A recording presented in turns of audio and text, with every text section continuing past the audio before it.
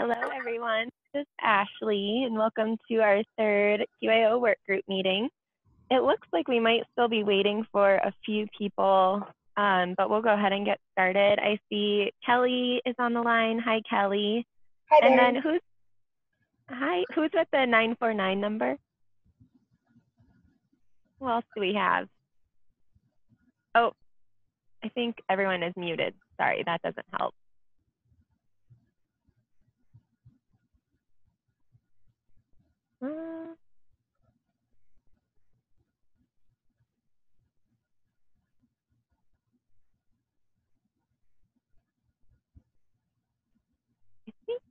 I think everyone's unmuted unless you've muted yourself. Or there we go. Now you're unmuted.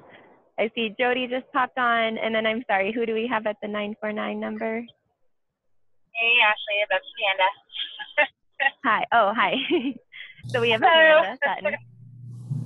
And then Wayla and Mani are joining us today as well. So they'll be a great resource for helping us tie everything together, expectations that we're reviewing on the QIO and the Go For It process, and just helping us to make sure that we're keeping everything aligned. And hi, Jody, I see that you're on too. So we will go ahead and get started. I'm going to leave everyone unmuted since there's just a handful of us and most of today will be a discussion.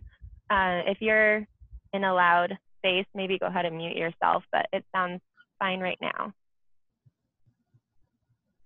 So today we are going to review the IFSP outcomes section, go over some updates and next steps.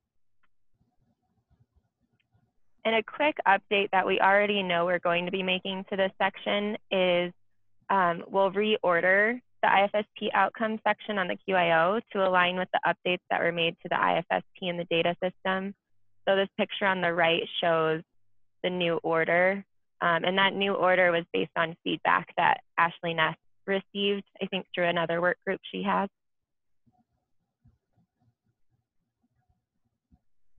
And if you remember, this will be in the same format as our last meeting where we reviewed the family assessment and global outcome sections. And as a reminder, any checkbox item that has an X was identified as a priority by one person. So those are all the ones up here. And then circle items were identified by multiple people. Those are the ones that we'll be focusing on today. We will circle back to all of the other ones that were just identified by one person during our next call and the final review of all of the edits to make sure we didn't miss anything. These two subsections of the IFSP outcomes page didn't have any checkbox items selected by more than one person. So we won't be discussing these two today. What is the priority this outcome will address and where are you starting?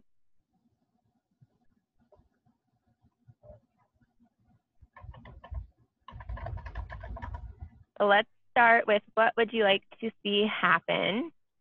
And if you remembered also from last time, we either classified the statement as needing additional TA or clarification or needing an update to the tool. So we'll go ahead and do that this time as well, since we have quite a few subsections of the IFSP page to get through. And we'll make sure to make note of the ones that need additional TA and have more discussion around the tool update. So let's start with the not acceptable column, and we'll be reviewing the circled items, or I guess squared items. So the first one is information is vague and or too broad. And this is for what would you like to see happen. So I'll open it up to you guys on, is this a clarification or a tool update that's needed?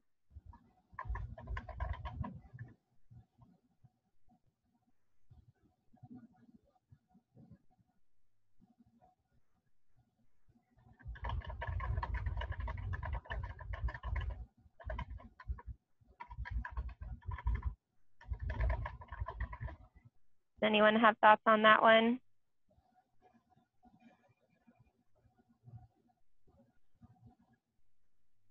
We do have a few people that couldn't join us today, so maybe that was when they selected. If you think of anything, go ahead and let us know or type it in the chat. We'll move on to the next one. Is not developmentally appropriate. So Ashley, it's Pat, and I just got in here. What are we telling you? I'm sorry. Hi, Pat. That's okay. So we're reviewing the IFSP outcomes section of the QIO, and we're in the what would you like to see happen subsection. Okay. So we're looking at the not acceptable column, and we're on that second circled item, is not developmentally appropriate. So we're deciding if we need more clarification around it or if we need to update something on the tool to help make that more clear. Okay, thank you. Sorry to be late. That's okay. Thanks for joining us. I'd like to keep that one in there. Is that one of the questions, or do we take it in? Do we take it out, or are we leaving it in? Yeah, that's definitely good to know, whether or not we want to keep it or take it out. If there aren't any thoughts on it here, we will leave it as it is. I think it is one of the things some of our, we struggle with some families, you know, and so we're talking to them about setting achievable goals, which is like the next one also. So those two things really go together. Mm-hmm. Oh, the developmentally appropriate and achievable. And not achievable, yeah. Like a family will say, well, I want her to be, you know, playing soccer next week. And we're like, all right, we want her to crawl first or something. So yeah. Yeah, those are definitely connected. Do you guys think that they should stay separate, or should we look at combining those two? I think combining. I mean, I just think it kind of visually is easier if there's not, if there's not as much. Mm-hmm. Yeah, they are. They are a little bit redundant.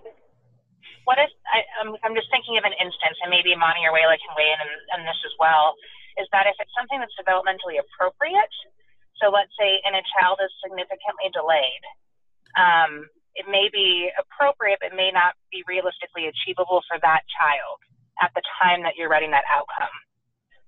So that was, I think, the intent behind how we have those two different boxes, that maybe they're not achieving what we had hoped and having them the way that they're written.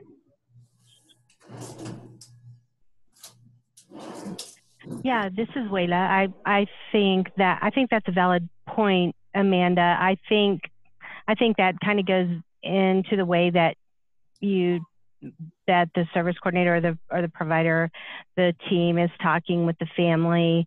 Again, I guess I can see it both ways in that way. Definitely could be, you know, age expected for that child, but not, you know, not necessarily what we would expect for, not necessarily realistic for that child. So, but I do see that it could. I'm wishy-washy, I guess. I'm no help. Well, I'm wondering, maybe put it out to the group of, is there a better way to capture those two concepts? Because I don't, if we want to lose one over the other. Can you hear me? Yes. Okay. Yep. I'm wondering, because we wouldn't rate down for something not being age appropriate, because we are looking at the child's current developmental abilities. So I don't know, in the way, I guess out to you guys that are doing the assessments, in the way that you're using those two, are you using them interchangeably? Like if you're checking is not developmentally appropriate, are you also checking is not realistically achievable? If we're using them as the same, we probably don't need both. Or if we think that there's a time enough distinction where we would need one and not the other. Does that make sense? Yeah, that's a good point, Ashley. I'm having a hard time seeing the difference, because developmentally appropriate does take into consideration where the child's at, not necessarily their age, with the way we have it worded. I just feel like we could put an and or, is not developmentally appropriate, or and or not realistically achievable, and have one box. What does everyone else think of that idea? I think that makes sense. This is Pat, and it just seems like they're a little bit redundant. Mm-hmm. Yeah, I agree. Mm-hmm. Okay. Then we will do and or, just in case there ever is difference between the two, so we still have both represented. You're not going, okay, then. Okay.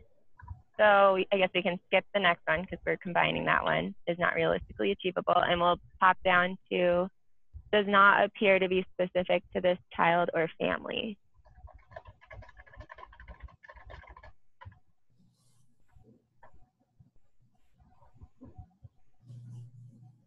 Is this one that isn't making sense, or it makes sense and we feel like we need to change it?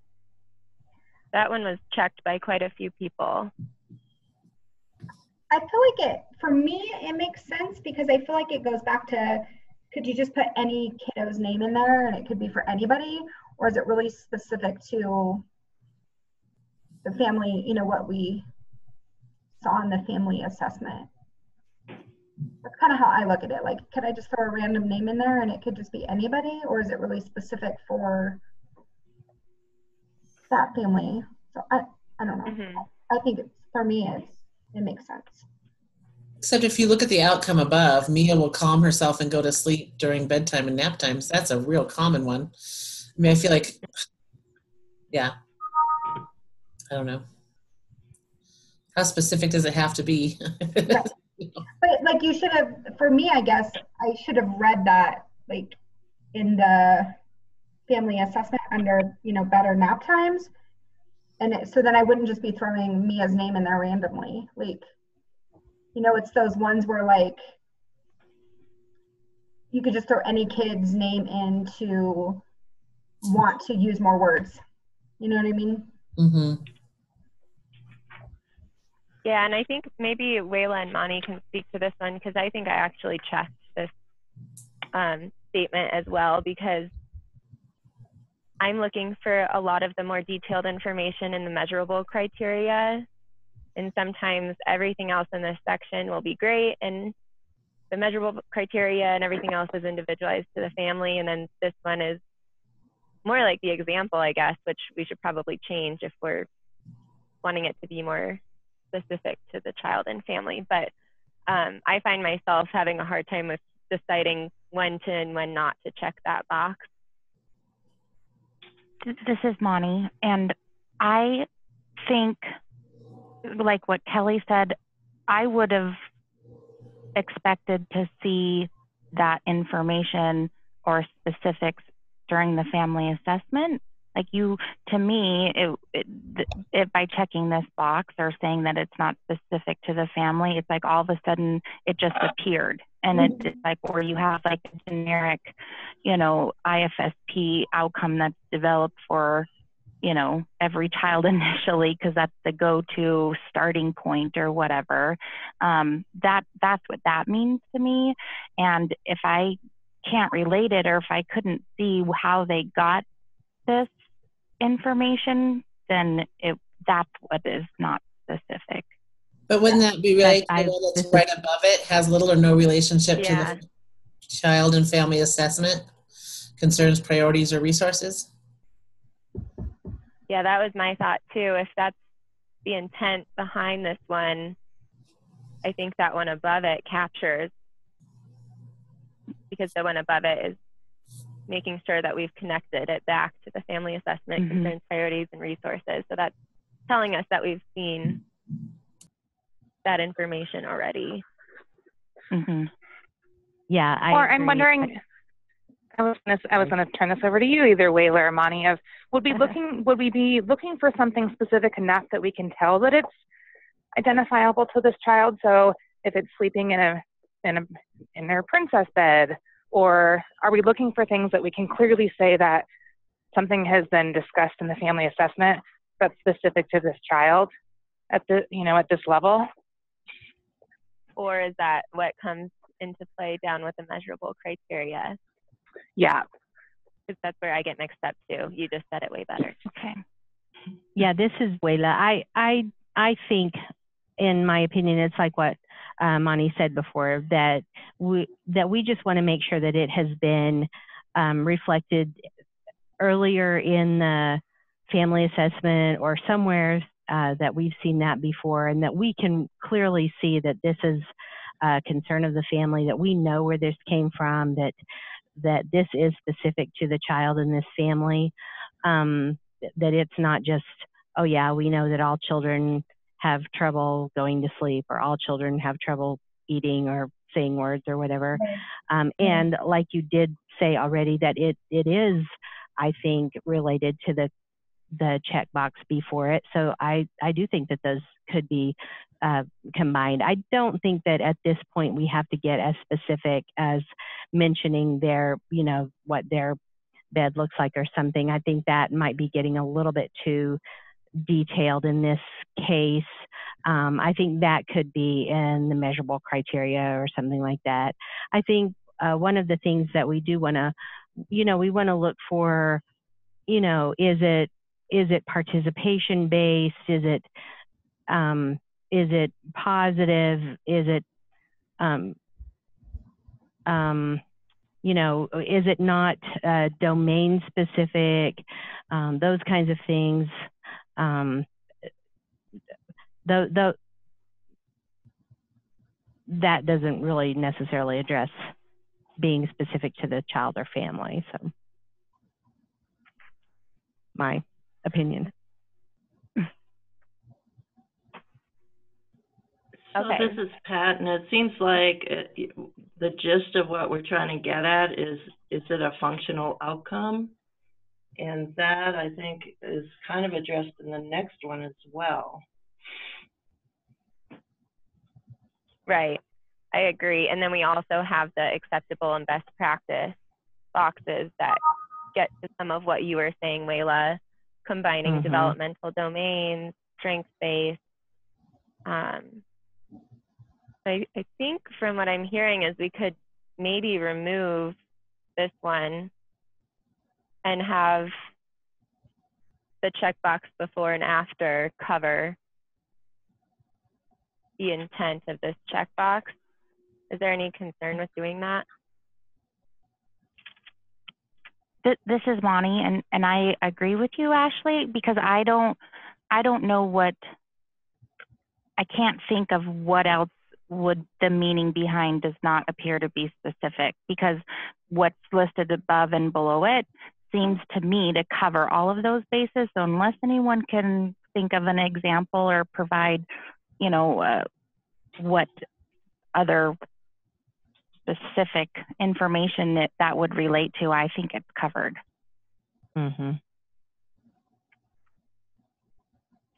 No, I think I agree with that. And then expanding on those details and the measurable criteria. Okay. So we'll remove that one, keep the one before and after, and then when we get to measurable criteria, we'll just keep that in mind and make sure we're targeting all those details that we want to see.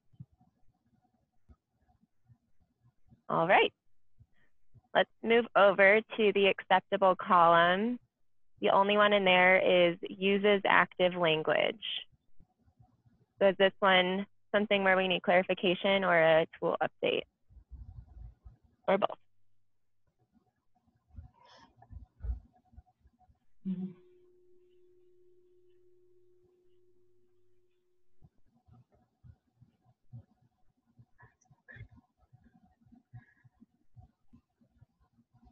I guess maybe I would like some examples from your perspective on what you're looking for. I mean, I understand it, but I think there's times where I don't. So what, like how we would use, like what using active language looks like? Yeah. Can you provide a little clarity on that?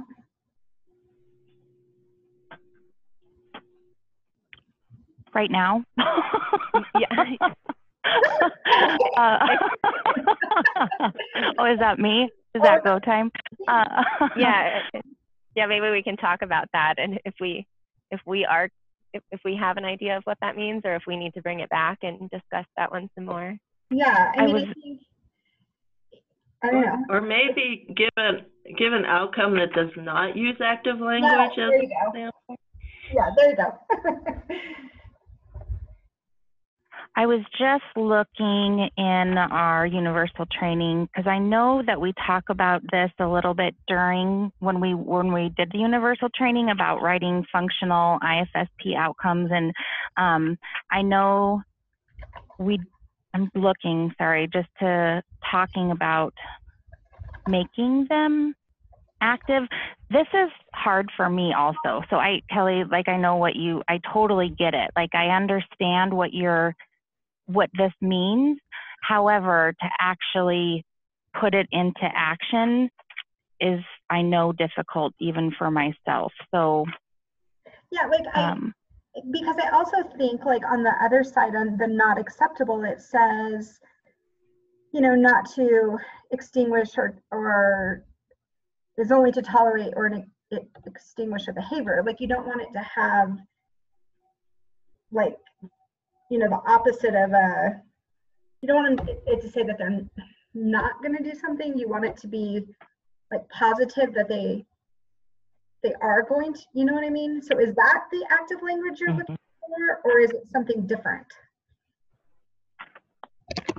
That seems like it would be the strength-based piece to me. Yeah, me too. Well, and it usually ties back more to the function of what is it? What are you using it for?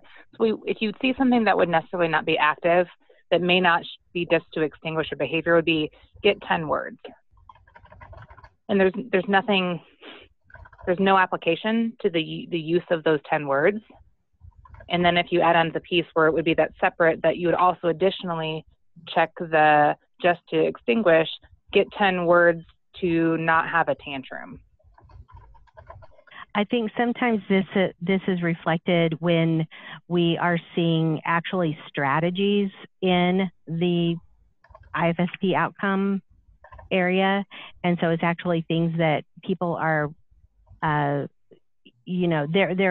active, but they're strategies. They're not what we hope to see in the future happening, and so it's thinking about how the child is going to participate, what the child is going to do, and what that's going to look like in the future. So I'm looking at some of our resources for our training that we're developing for our IFSP outcomes future training that we're doing, to see if that can help with that as well while I'm sitting here. One of the tips that they give is to look at the third word and see if that is a child-focused, participation-based word, so that so in this case, for this example, Mia will calm herself. So that's the third word. That's what she's going to do. The child will sit in the bathtub. The child will play at playtime with his toys, thinking about using that third word rather than the words like tolerate, receive, increase or decrease, improve. Those are not active. Those are more passive. Yeah. So that's what we're talking about when we're talking about more of not active language. Maintain. So I think for this purpose, then, like Wayla said, we are developing and kind of getting together resources on, I know we do talk a lot about this in our EI fundamentals, the online module training that we're doing. So I think what I'm hearing is that this just needs more clarification or, materials or technical assistance provided to people instead of changing or removing them. Maybe more training around this. So it sounds like this one is one that we're going to keep on the tool itself. And so for clarifications and things like that, I'll just add that to our running list of things that we need some examples and some more support around. But I think it sounds like it lives alone enough to remain on the tool, unless anyone has a disagreement with that. No, and the examples, Layla, that you gave, that made sense. That was good. Okay.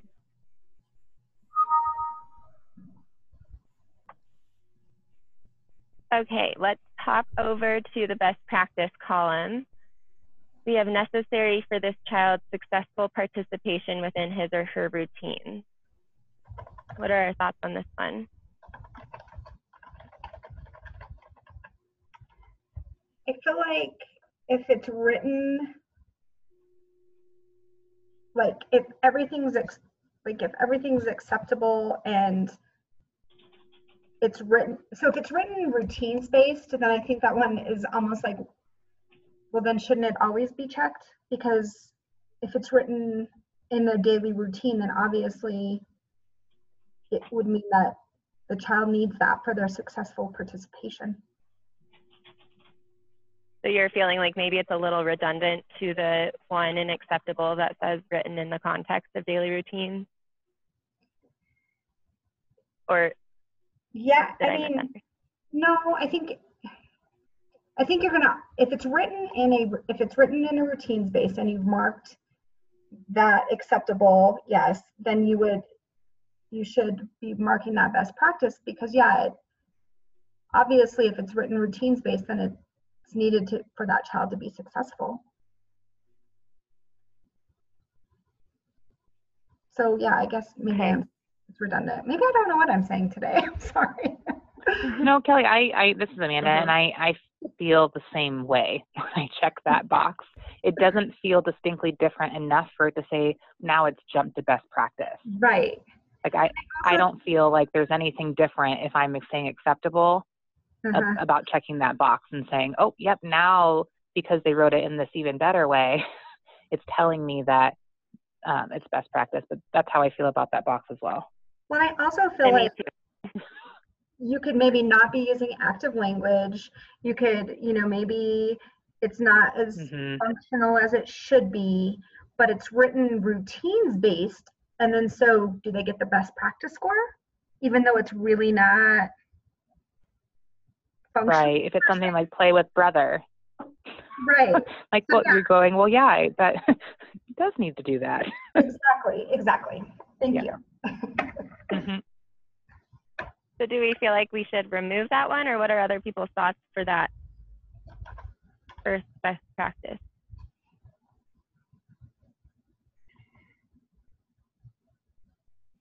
Maybe it could just be enhanced or something added to it so that we could still. This will be like an out of context opinion, but I feel like the clearly contains only one outcome should be over in acceptable. Mm-hmm. And best practice is this daily context of routines and ICER and things like that. Ooh, I like that. Because that one clearly contains only one outcome is a very basic piece of writing these outcomes. And that's over in the best practice column. And then, yeah. So just a thought. No, I agree, because I think you can write an outcome that is, only contains one, and it may be a decent outcome, but that doesn't necessarily mean it's routines based. Like the routines based part is the best practice. Right. That's how I feel.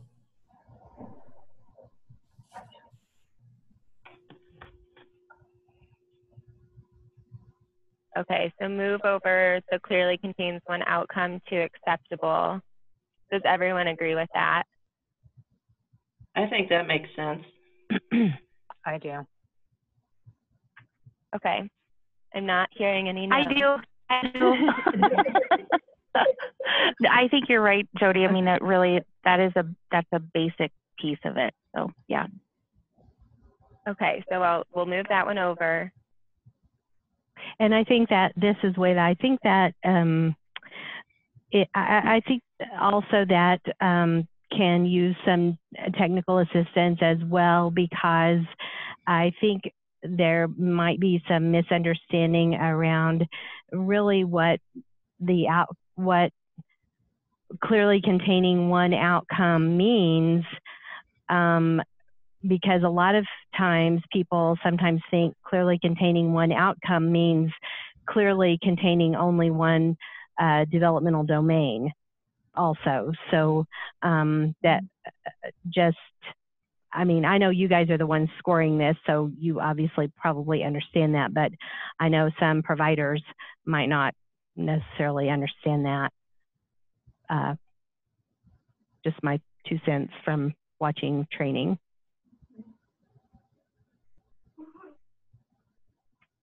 So I'm wondering if maybe we want to talk a little bit about what would be best practice in this section,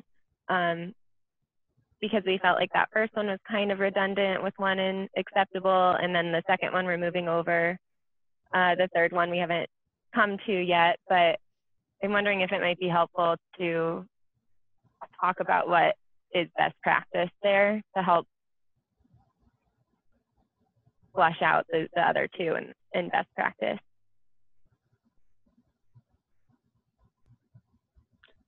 And given we don't have a lot, this would be maybe my recommendation, unless anyone has some good ideas of what that would look like, of maybe bringing this one back so that we can really look at the items that we have now, because it's sounding like, I think I heard that maybe the active language and the routine-based could potentially be more best practice, or we can separate them out into like this is just okay, and then how do what can we add to some of those statements to say now it's gone above and beyond? Because I don't think we have any of those distinctions right now. Yeah, and that would probably take up the rest of our time to talk through. We're kind of need to review, I think, all of acceptable and best practice and figure out what goes where and how to beef up some of those. Is that what you're saying? Yeah, that's my recommendation, unless anyone has some clear ideas of what would be a statement that you would say, no, this is how I would know it's best practice.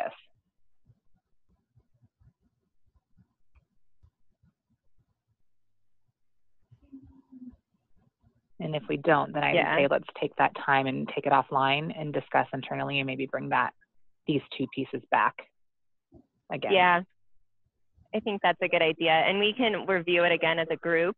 So we'll do this before our next meeting, which will be reviewing all of the updates to the tool. So we can open it back up for discussion our next meeting too, just to make sure we didn't miss anything that you guys wanted to talk about.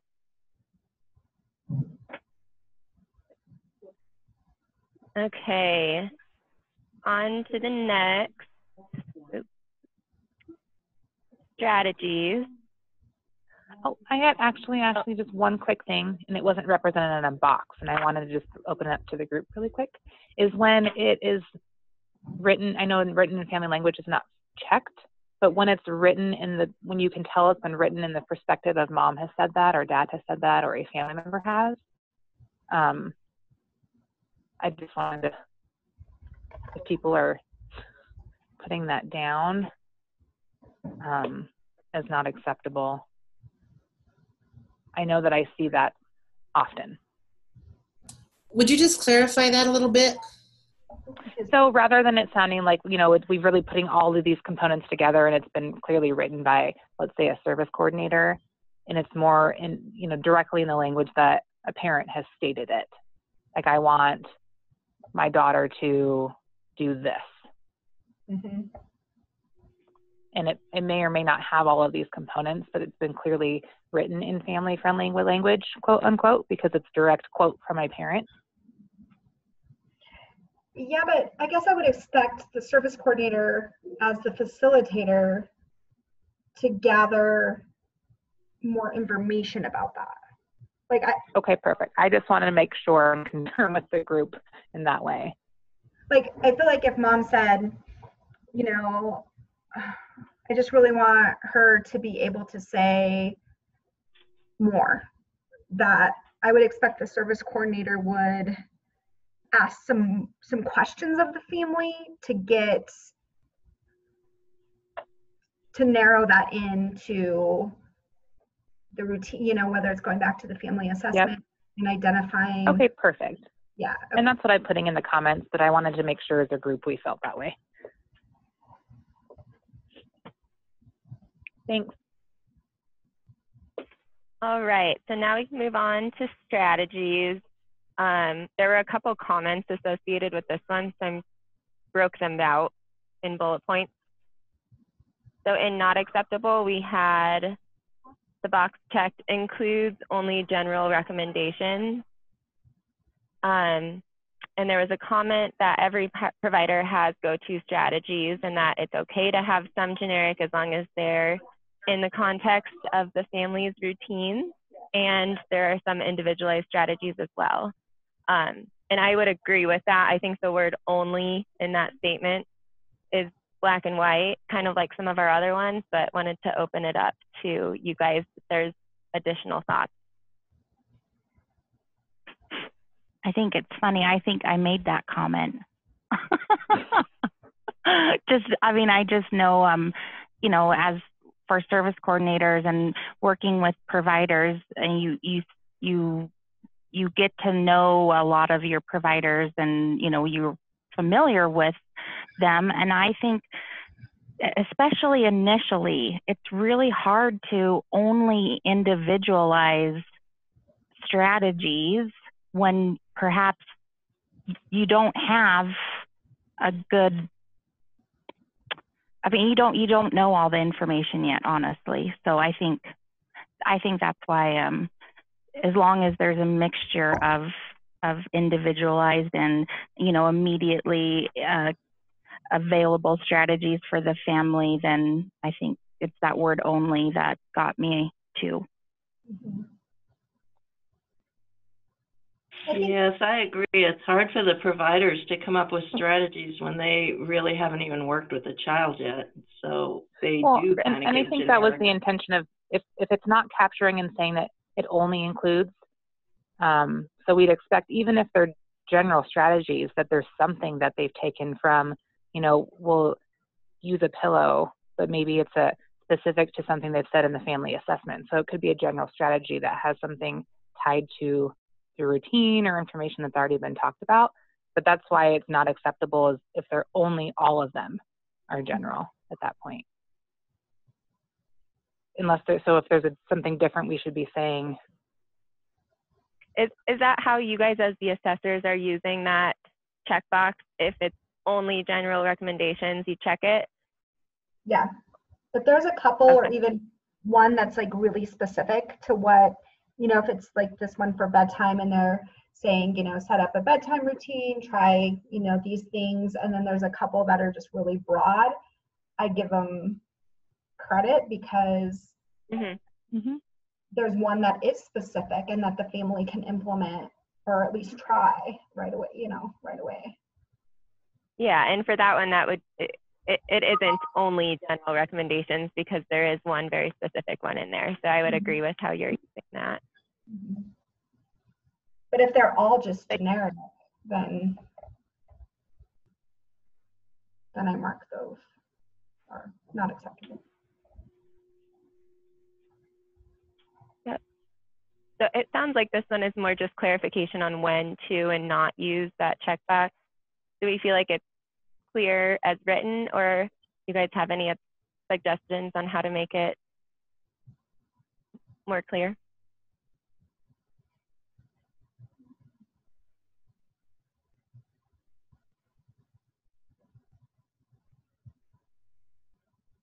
Okay, I'm going to take that as a no, and we'll move on to the next one. If you come up with ideas, though, feel free to jump in. We can go back to it.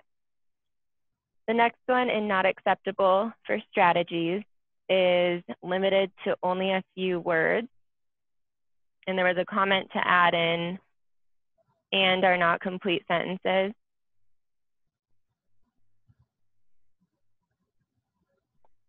So what are your guys' thoughts around this checkbox item? Yeah, because I think sometimes we see ones that say model, repeat, imitate, you know, and that's when I would like that, I would check that. Like if it's like a one word or just like not even like a I don't know. Mm-hmm.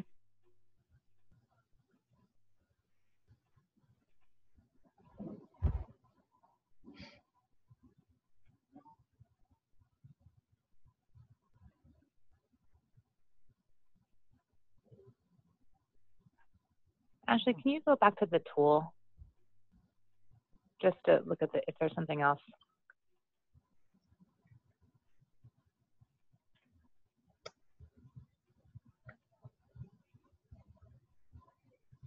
Yeah, the complete sentences addition might be helpful on that one. Yeah. Or something that just gets at, like, it's not a complete statement that the family can follow. Because I do get when, you know, what we're trying to say by limit to only a few words is, at least in what I'm thinking of, if you're giving that to a parent, do they clearly know what they should be doing?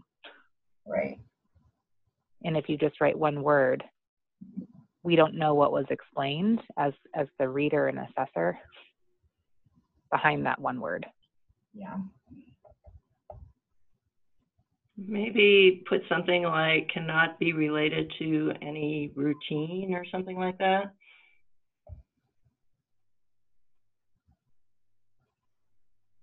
Yeah, or something about can be clearly understood and followed, or something, you know. Because it could be a complete sentence and still isn't clear. It could be, you know, follow the strategies from the Hannon Project. Okay, parent doesn't know what that is. You know what I mean? So, yeah. Could we just say written in family-friendly language, like we have in some of the other areas, or written in family? I'm wondering, because it kind of reminds me of the first one in acceptable, with more clarity though, to describe what the family will do. Mm-hmm.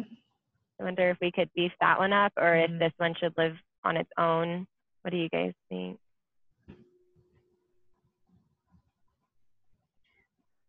But I think we're talking about what to mark for not acceptable, right? Yeah. So, I don't know. like, is not clearly understandable, or does not give clear directions. Oh, I like that. Does not give clear. Or yeah, it does not clearly explain what the family will do, or how to implement that. I think we can come up with, like, do we want to try to create the statement here? But I think it's more a matter of, it's not, those limited words is not painting a picture for the family. They don't know what to do with those. Leaving it up to them to go figure it out yourself. We don't want that. Okay, so we can probably come up with the wording, but something in not acceptable that says it doesn't clearly explain what the family should do. Yeah. And that would replace limited to only a few words. Yeah, that's what I think. Okay. And then I think I also heard that we can then, and maybe we can talk about it when we get to acceptable, but kind of beef that up, or more family friendly, kind of pull in some of those ideas we've had in other sections. Okay. It seems to me that kind of goes to that your next circled one about being vague or too broad. If you're really, you know, getting to what you want the family to be able to know what to do, that's sort of the whole purpose of that. That's true. Yeah.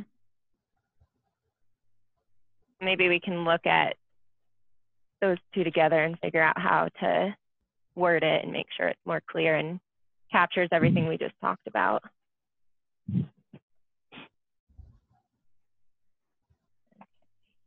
Was there anything else on that are vague or too broad? Sorry, I'm going to jump forward and see. There weren't any other comments on that one, but.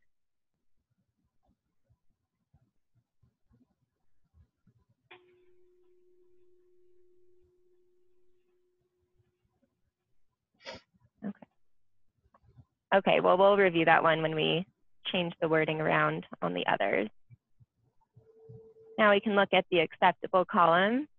At least one strategy can be implemented by the family immediately.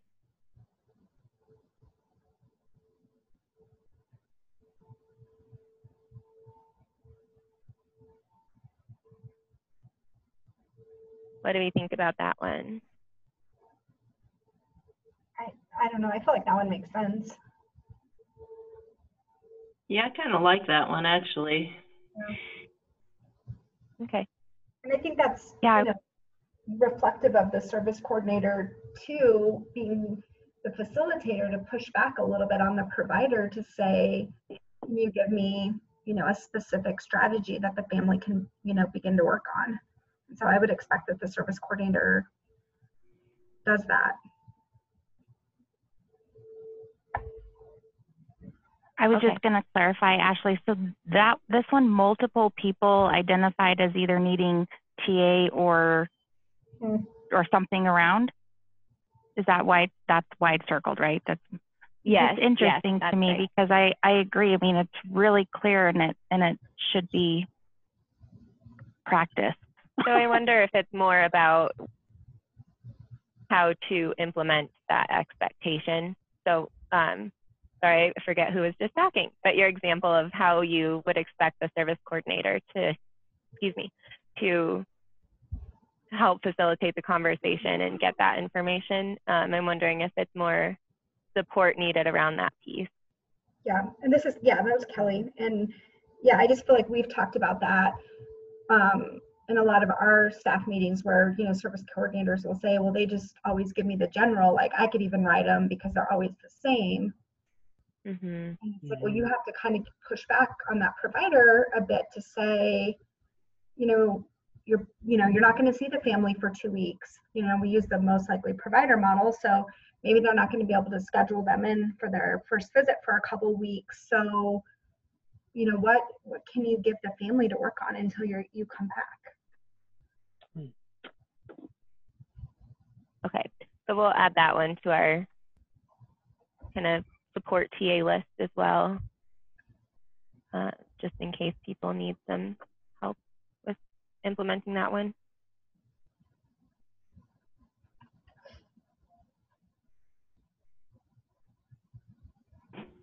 All right. Our favorite. Moving on to how will you know when the IFSP outcome is achieved? And just a quick time check, we have 10 minutes left. And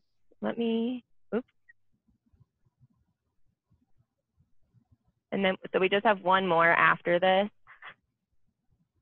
So so let's get started. In not acceptable, we have does not appear to be individualized to this child or family. I think that goes back to what we talked about before. Mm-hmm. The same applies for the outcome above.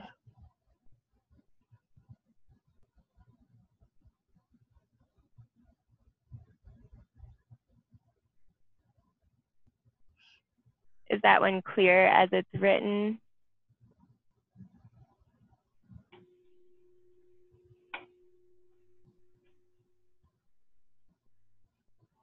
Seems pretty clear to me. Yeah, I mean, I think it could be what we were talking about before about saying something about in the family assessment or something we've already learned about this child, something that defines what it means to be individualized. Yeah. Oh yeah, okay. So we can bring that one back and beef it up a little bit to clarify what that looks like and what we're looking for.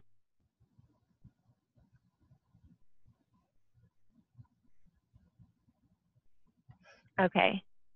Anything else on that one?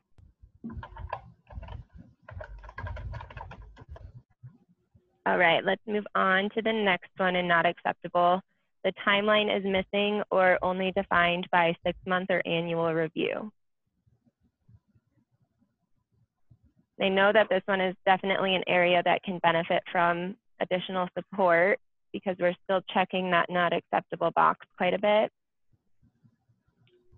I think this is a tough one for service coordinators because they are looking at 6 months and, asking the family what they want to accomplish before their next review. So I've had a lot of questions on this one. Mm-hmm.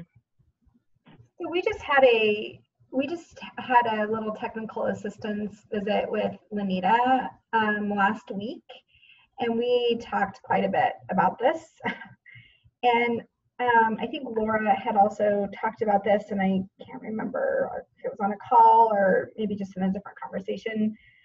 I think it was on a Go For It call. And we had talked about like tying it, that you could tie it to like an event in the family's life or the child's life, instead of feeling like you always have to say something like they'll do this, for 3 weeks or for a month, or that sort of thing. That you could also tie it to kind of an event that's going to happen. Maybe the kids are going back to school, and so mom wants this to happen by the end of the summer, or Christmas is coming and family's coming to visit, so mom wants this child to accomplish this, like, the holidays or Christmas, and tying it more to an event rather than being so technical as far as weeks and months and days and all that.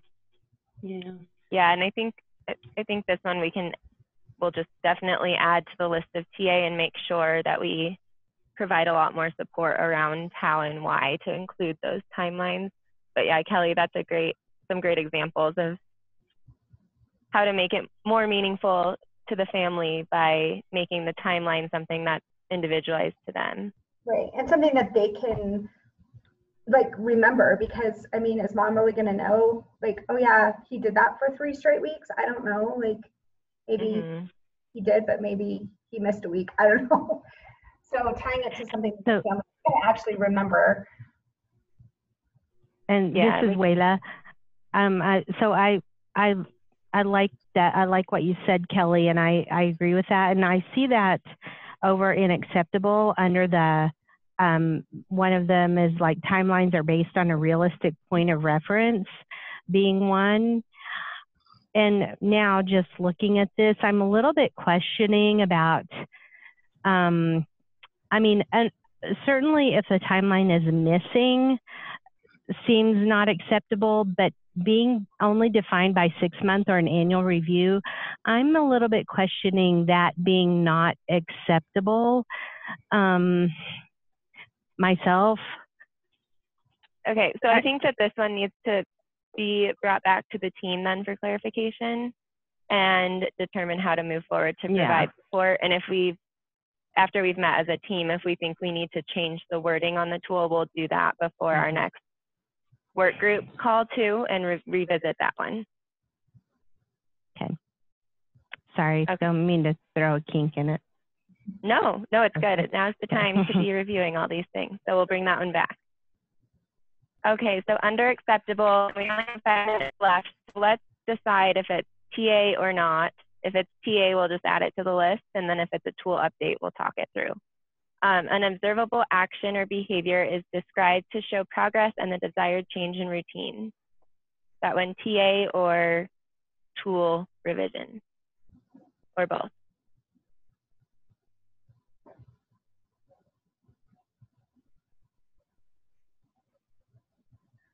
I think it's just TA. I don't know that. I think the statement is clear. Okay.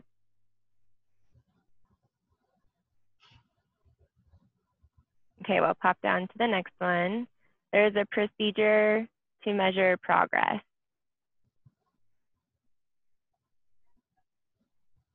I don't think that one's as clear.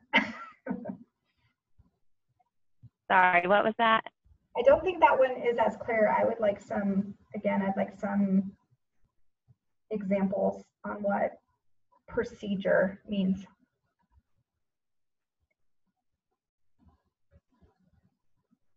Yeah, and maybe how to make it not redundant to the one above. Sometimes I feel like I'm using them the same. So that's another one I think we'll need to bring back to the team and see if they live alone or if they are the same, and we can combine them. I think the word procedure throws me off. Yeah, I think we can be more descriptive of what that means.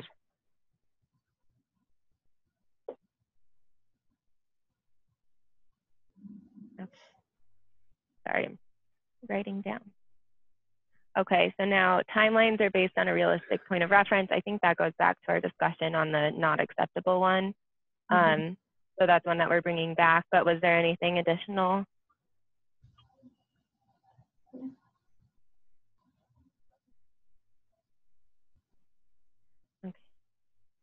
Okay, over to best practice. Procedures to measure progress involve parents, caregivers. Again, I think we need more clarification on procedures. Procedure. Okay.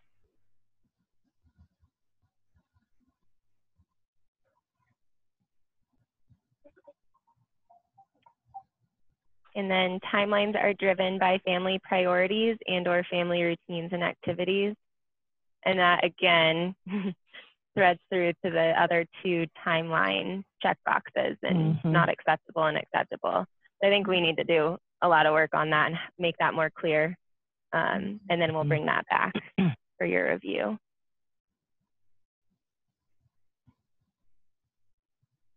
Okay. Sorry, I know we're rushing through these last few, but we'll have more time to look at them next time. The last one is the global outcome address. One or more of the global outcomes indicated is not aligned with the IFSP outcome.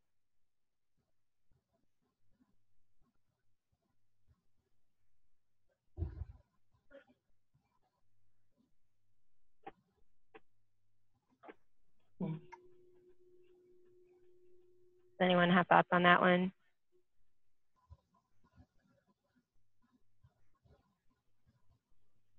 No, I think it either is or it isn't. So it's either acceptable or not. I don't know. Yeah. There was a comment about whether this one and one earlier needs a best practice checkbox, and the reason it doesn't is because of what you just said. It's pretty black and white. It's most closely aligned, or it isn't the right one, or it is not. So that's why we don't have a best practice on these ones. Maybe that's why someone checked that box.